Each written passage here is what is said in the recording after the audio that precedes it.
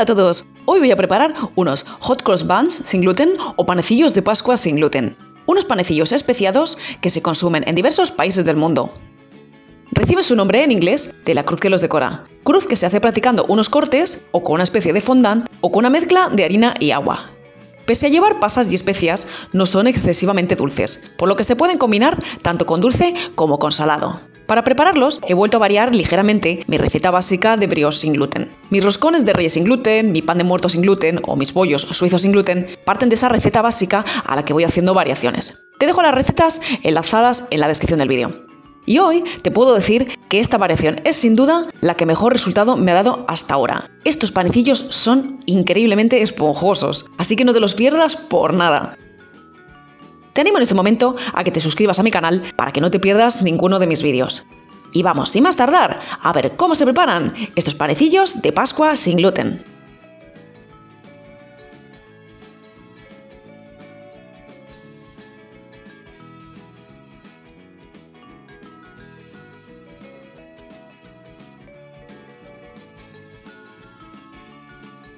Comenzamos aromatizando el aceite, de girasol en mi caso, aunque puedes usar otro aceite que prefieras. Voy a rallar la cáscara de la naranja. A ser posible, emplea una naranja de cultivo ecológico. Y si no, lava muy bien la piel para eliminar lo mejor posible los pesticidas. Ralla procurando no llegar a la parte blanca para que no amargue. A continuación, voy a exprimir el zumo de la naranja. Para esta receta puedes usar zumo de naranja, leche de vaca o vegetal o una mezcla de ambos. Yo voy a usar ambos, así que voy a pesar el zumo de naranja. Uy, 100 gramos justo. Es pura coincidencia, prometido.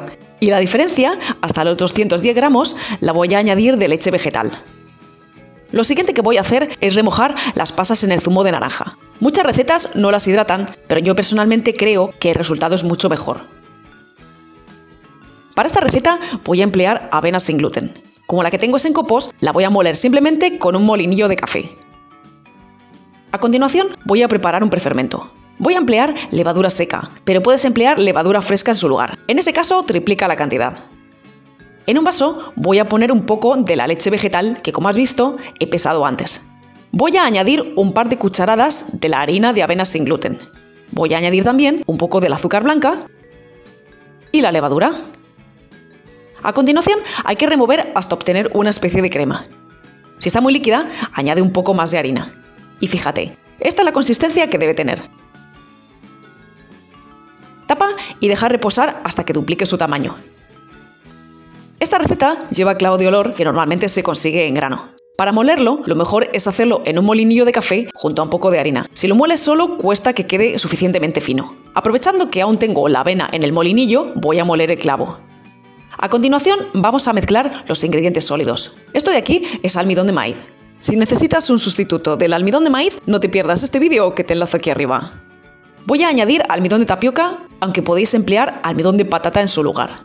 A continuación voy a añadir la harina de avena con el clavo molido, el silum hash, la sal, el azúcar, que como veis es de dos tipos en mi caso. El azúcar sin refinar, tipo mascabado, panela, es menos dulce, pero retiene mejor la humedad en el pan y mejora su conservación.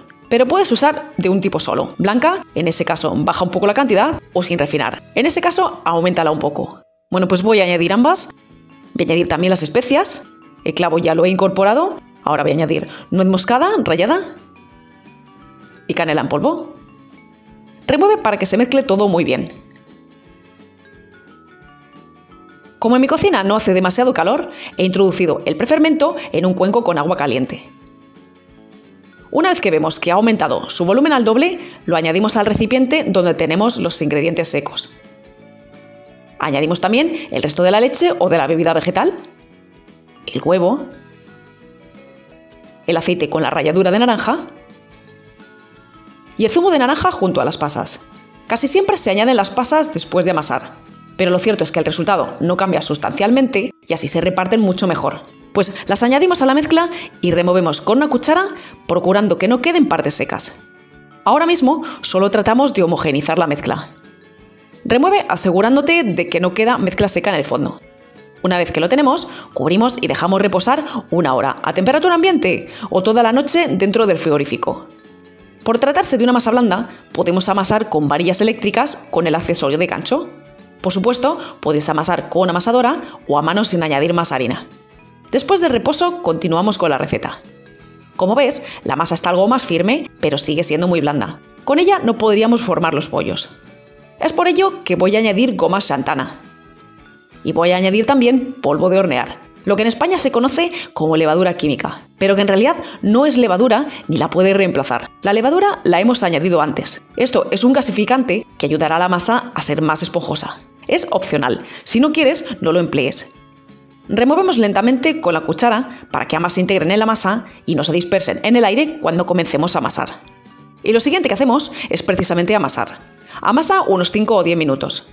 Como ves, ahora mismo la masa forma pegotes y nosotros necesitamos una masa suave y continua. Si empleas varillas de este tipo, haz pausas para no recalentar el motor. Como ves, a fuerza de amasar va cambiando la consistencia de la masa. El momento que veas que la masa tiene una consistencia cremosa, aceita una lengua de cocina y recoge bien la masa de los bordes del recipiente. Para dividir en porciones, si quieres que todas te salgan iguales, emplea una báscula de cocina. Yo engraso un poco el plato para que no se pegue la masa. Haz porciones de unos 85 o 90 gramos. De estas cantidades salen 9 bollos. Ve colocando las porciones pesadas sobre una superficie aceitada. Engrasa un mueble metálico o bandeja. El mío es de 24 por 24 centímetros, pero no es necesario que tenga bordes altos ni que sea de este tamaño. Puedes emplear una bandeja de horno común y corriente. Para dar forma a los bollos, engrasa ligeramente una superficie de trabajo. Toma una de las porciones, pon la parte más fea hacia arriba y aplana con los dedos. Ahora ve remetiendo los bordes hacia adentro como si quisieras envolver algo. Una vez que hayas remetido todos los bordes, da la vuelta y haz rodar entre las manos hasta que tengas una bola con la superficie bien lisa. A medida que tengas las porciones, ve colocándolas sobre tu molde o bandeja de horno. Ve haciendo lo mismo con el resto de porciones. Y una vez que las tengas listas y colocadas sobre la bandeja de horno, aplánalas un poquito. ¿Cuánto dependerá de cómo de altos quieras tus bollitos? Yo los he dejado de 2,5 centímetros aproximadamente. Cubre el molde o bandeja con film plástico de cocina y deja reposar hasta que los bollos doblen su tamaño. Dependiendo del calor que haga en tu cocina, tardarán más o menos. Calcula 1 o 2 horas. El momento que hayan duplicado su tamaño, comienza a calentar el horno a 180 grados centígrados e introduce una bandeja metálica en el fondo. Pincela la superficie de tus bollos con huevo batido o si quieres que se doren más, solo con la yema como voy a hacer yo. Para hacer la cruz, me voy a decantar por la variante más sencilla, con harina y agua, por no alargar más el vídeo, pero yo personalmente emplearía crema pastelera. Toma 30 gramos de harina, puede ser de avena u otra que prefieras, yo cambio cada vez por ver cuál queda mejor de consistencia. Eso sí, no emplees almidón porque es insoluble en agua fría. Y no te voy a decir la cantidad de agua exacta porque no todas las harinas absorben igual. Ve añadiendo agua y removiendo hasta que alcances esta textura que estás viendo. Introduce una manga pastelera con boquilla fina. Como ves, es muy práctico colocar la manga en un vaso de boca ancha para tener ambas manos libres.